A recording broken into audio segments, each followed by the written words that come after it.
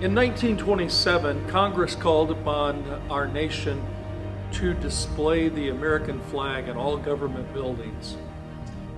About 11 years later, Armistice Day was proclaimed, and it was asked that churches and other organizations display the flag and remember that it was a call to world peace.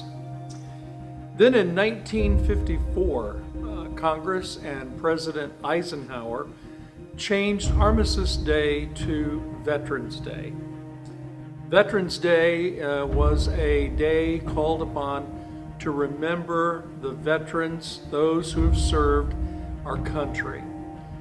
A second part of that was to remember the fallen soldiers that had given their lives in the various conflicts in our nation's history. The third thing was that we would continue to pray for world peace. As we celebrate Veterans Day this year and Military Appreciation Day, we still call upon each one of us to remember our veterans and their families, the sacrifices that they've given in behalf of our country and our liberties. Call upon you today to remember the fallen soldiers throughout all the wars that have been fought for America. And then, of course, we want to pray for world peace. The videos that you're about to see, you're going to see men and women who worship with us every week. They are soldiers. They represent our nation and the sacrifices that they gave in behalf of our country. Today we honor and we celebrate our veterans. Hi, my name is Mignon Hai. I served in the U.S. Air Force, and when I left the Air Force, I was a staff sergeant.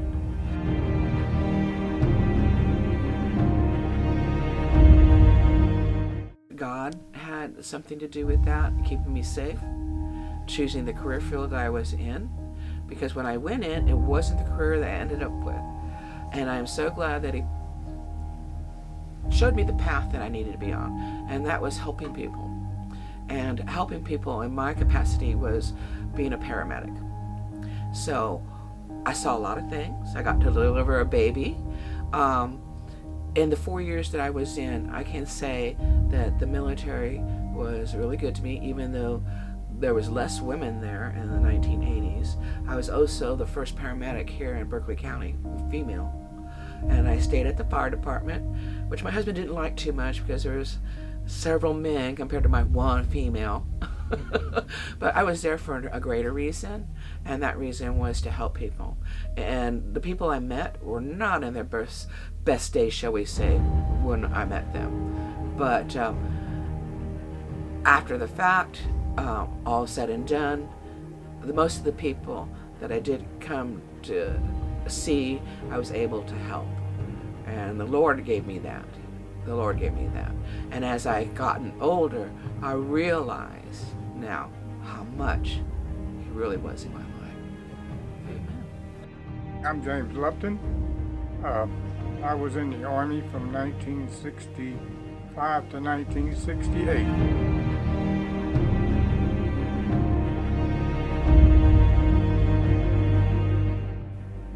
While I was in, I enjoyed it. As far as you could say, enjoy being in the service. It was a totally different life. And I was, as you would say, I was astray. And the Lord watched over me and, excuse me, and guarded me until I could get out and get back to civilian life. And I met my wife and we were married, and that's the end of that story. I came to know the Lord, and here I am. He saw me through this. My name's Dave Boyer, and of course I was fortunate enough to go in the military. My parents wanted me to go to college.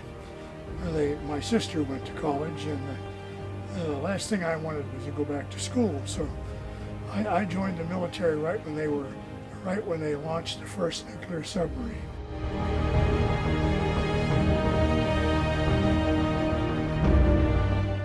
But the very first thing they did after I got in the military out of boot camp is they sent me to school, and I stayed in school for almost 7 years. So my plan of getting out of school didn't really work, but God was faithful. I've seen men lose their lives. Saw men lost over the side when we were going out to sea and we never found them. I saw men that were electrocuted by working in power panels, and God was faithful regardless of where we were or what we were doing. I've been underneath the Arctic Circle. The submarine went underneath the ice. So in the Navy, that means you're a blue nose because we have an initiation for that. I've been past the equator, so I was initiated as a shellback. That's another initiation we have. Been in most oceans, and the Lord was always protective of me, and sometimes it's from things you never expect. My mother, when I joined the military, she told me, now Dave, you don't come home with any tattoos, and you remember what I told you. And I can remember different times when I was tempted to do things I shouldn't, and the Lord brought those words to my memory, and it helped me not to do those things. But it was a wonderful career. I stayed in the submarine force for 30 years. If you add all my deployments up, I was underwater for 8 years. And I retired in 1988, and I was a Master Chief. My highest rank was I was a Command Master Chief. So I enjoyed my time in the service. But God is faithful. He goes wherever we go.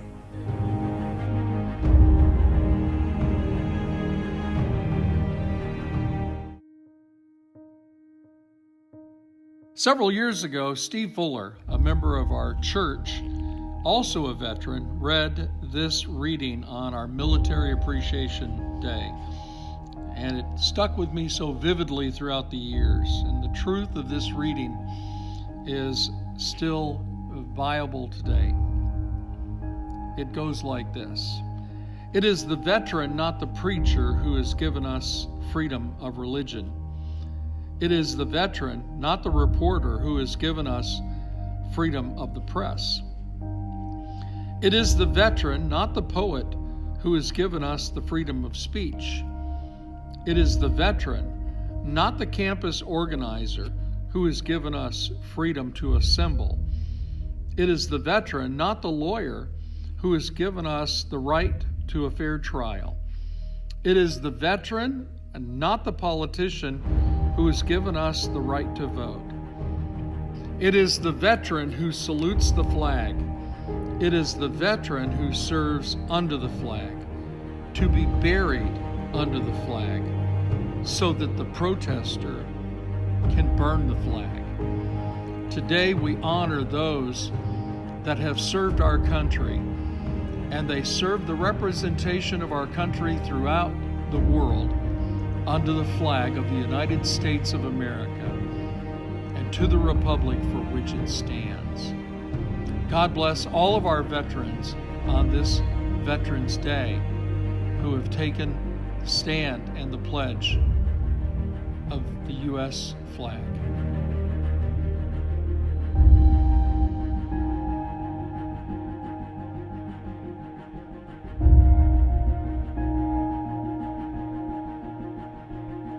I'm Dave Ball. I retired from the Air Force in 1989 as a lieutenant colonel, maintenance officer.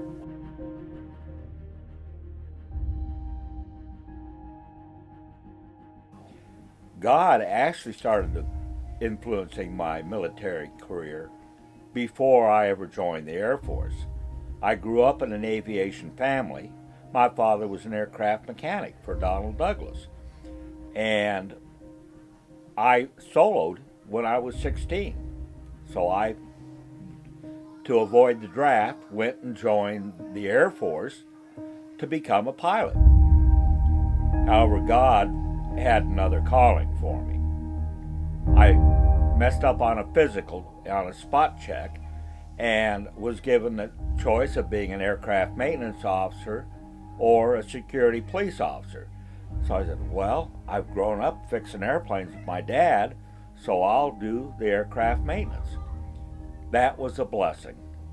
One, when I was sent to Vietnam, he cared for me and sheltered for me while other people were being killed on rocket attacks every night. He kept me safe.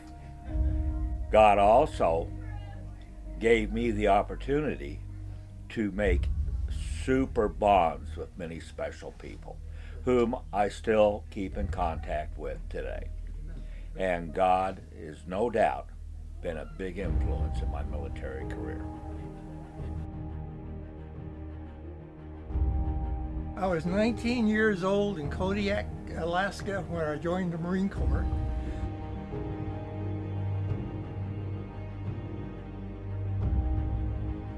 An officer told me, "You are a machinist. Not only a machinist, but you are in charge of the machine shop." He handed me the keys and I opened the door. I had my first look ever at a machine shop. But from that time on, I was turned on. I became a machinist. That was my lifetime career. And this was the best thing that ever happened to me. 65 years ago, that's quite a while back, I'm sure God has looked over for me, but I think the career option that he led me to was the important thing in my life, is what I got out of the Marine Corps. I think before the Marine Corps, I was a trouble, or I was unhappy with myself. Sure. I found myself, or became acquainted with myself, you might say, and this was the best thing that ever happened to me. Is my 2 years I spent in the Marine Corps.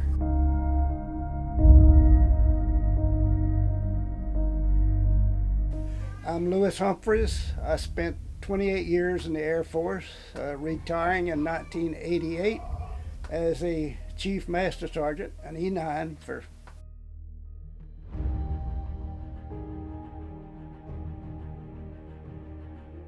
very blessed when we were flying in and out of some very dangerous places during the Vietnam War. You know, the Lord protected us and seen us safely home.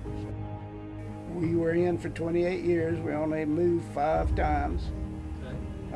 Spent 10 years in Dover, Delaware, which we would have remained for the rest of my time in service had I not had some medical problems and had to quit flying. Sure. And we were very blessed. The whole family, we all enjoyed it, and the benefits are just outstanding. Good. Having retired, we don't have to worry about doctor bills or anything like that. So Good. So a great career. It was a good career, and I'd recommend any of the young people that's growing up that feels like a career in the military to choose the Air Force. Good. I think it's the best. Hi, I'm Steve Buckwalter. I served 25 years in the Air Force, 10 years as enlisted, and then 15 as an officer. I retired as a major.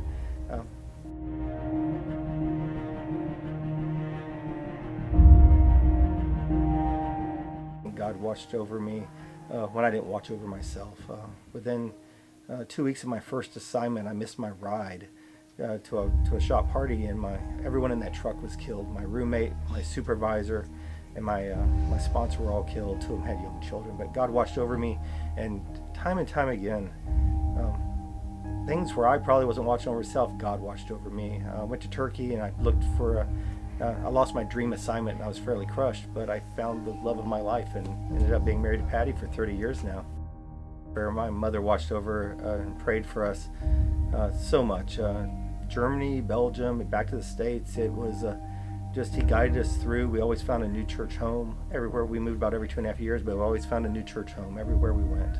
And that allowed us to bring our children up in the church. And he opened doors. We had the opportunity to serve as college and career pastors in New Mexico, and just seeing what God did in those people's lives. And that was probably one of the highlights and things. And even the last time I went to Iraq, God really watched over me, because we would get rocket and mortared at the base I was at, but you never knew where it was going to hit or when. And multiple times where I was at got hit, but not while I was there. Two that come to mind really is the queue where I slept. It got shrapnel 2 weeks after I was forced to move. I didn't want to move, but they forced us to move to another area. 2 weeks later, it got shrapnel and it got shredded.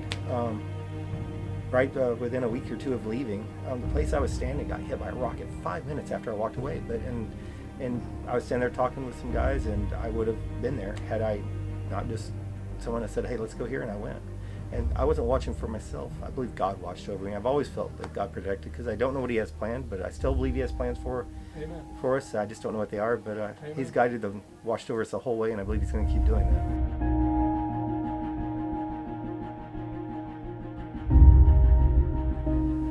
Several years ago, my son Bradley came home from school. It was the first day of his 7th grade. He was rather troubled over something. We talked. He said, "Dad, my homeroom teacher, when they wanted us to stand for the Pledge of Allegiance, said, 'Students, I don't stand for the Pledge of Allegiance, and in my classroom, I don't require you to stand for the pledge.'" And Bradley said it bothered him because no one stood up, but it bothered him that he did not stand up.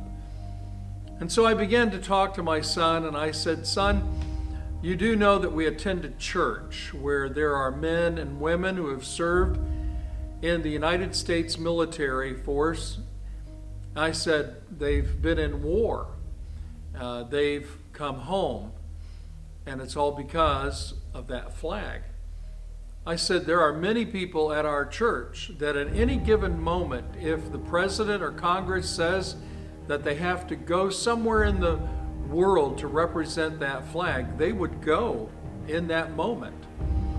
Then I explained that in his family, that his great-grandfather served in World War I, that his grandfather served in Korea, that his uncle served in the jungles of Vietnam, and that his other grandfather and uncle served in the Michigan National Guard. I said all of those people volunteered and put their lives on the line for that flag. Don't you think that it's the easiest thing for you to do would be to stand up and say the Pledge of Allegiance? And so he mulled over that. The next day, he went to school, and when he came home and he was smiling this time. I said, "What happened?" He said, "Well, when they called upon the loudspeaker to stand for the Pledge of Allegiance," he said, "I stood up." And he said, "When I stood up, I noticed everyone else in the classroom, with the exception of the teacher, we all stood up and we said the Pledge of Allegiance." Made myself proud of my son to be able to take a stand and to stand for the flag. But we appreciate our veterans who have served under that flag, a representative of our nation, of our values, of our government, and we appreciate our veterans who have served in the past, sacrificed their lives in many ways, and they, not only themselves, but also their families. My name is Steve Kaiser. I'm retired machinist mate chief, U.S. Navy Submarine Service.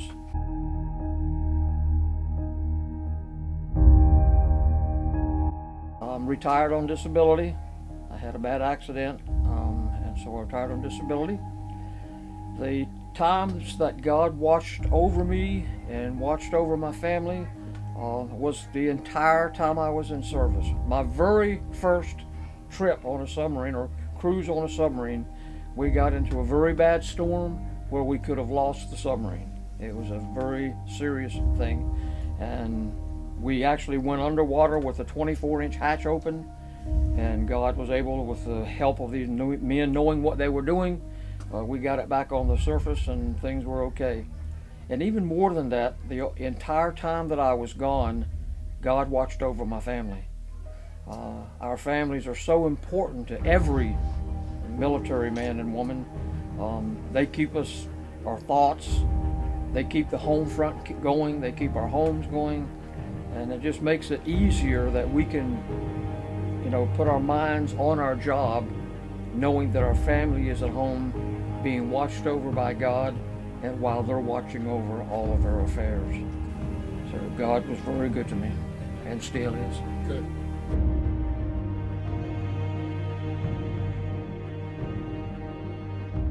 I spent 20 years in the Navy submarine service from 1975 to 1995.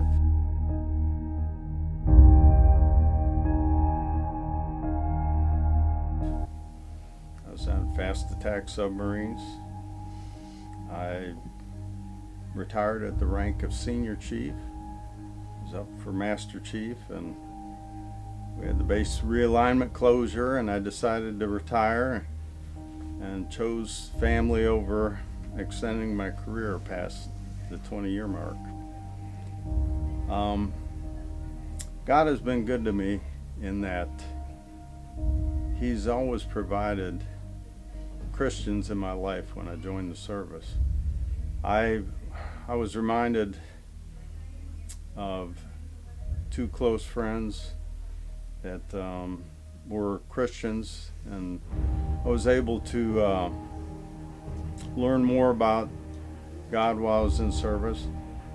And then I got married, and my first daughter was born in 1985, and I accepted the Lord and was baptized that year.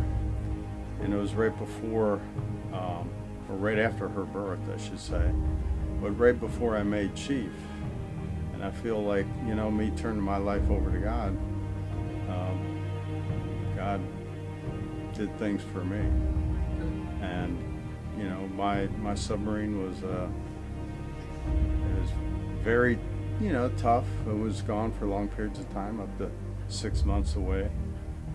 But I was always close with the Lord. I led a Christian Lutheran group, I should say, on the submarine, and we'd have worship on Sundays. It was a Christian lay leader, basically.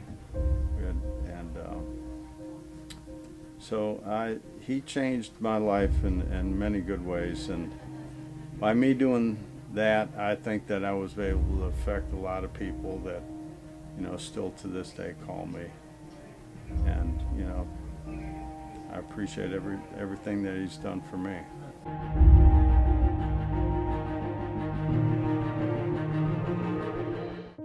I was in the Navy for 11 years.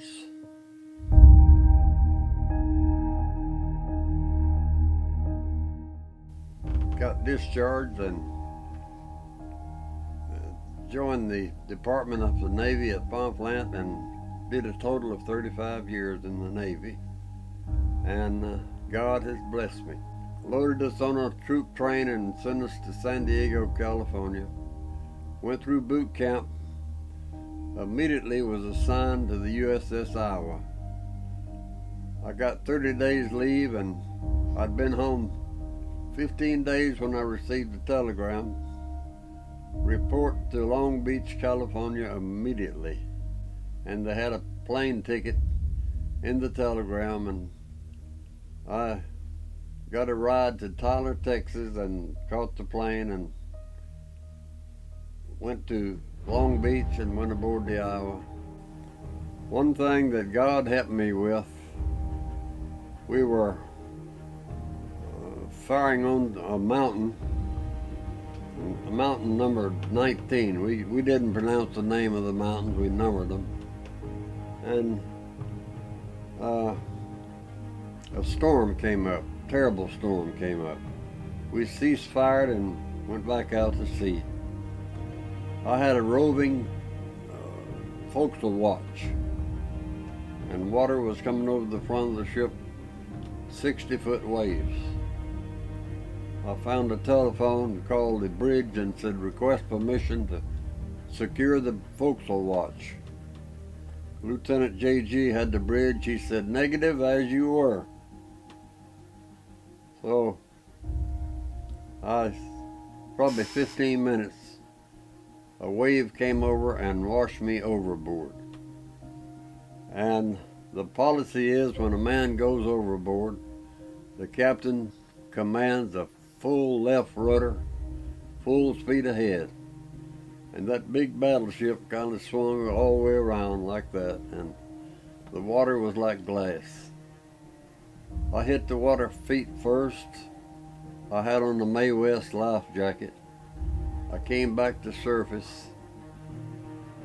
And what really got my attention, there was the Marine and the gunner's mate aboard the Iowa firing into the water. I thought, well, I don't know if they're firing at me or what. I didn't know what was happening. I couldn't see the sharks, but they could.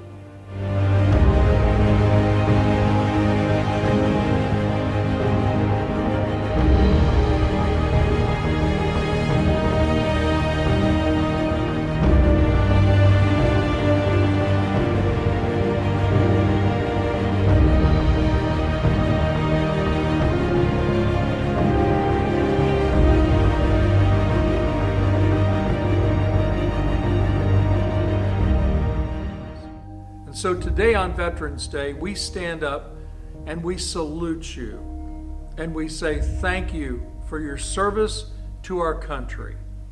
God bless you, and we appreciate your service.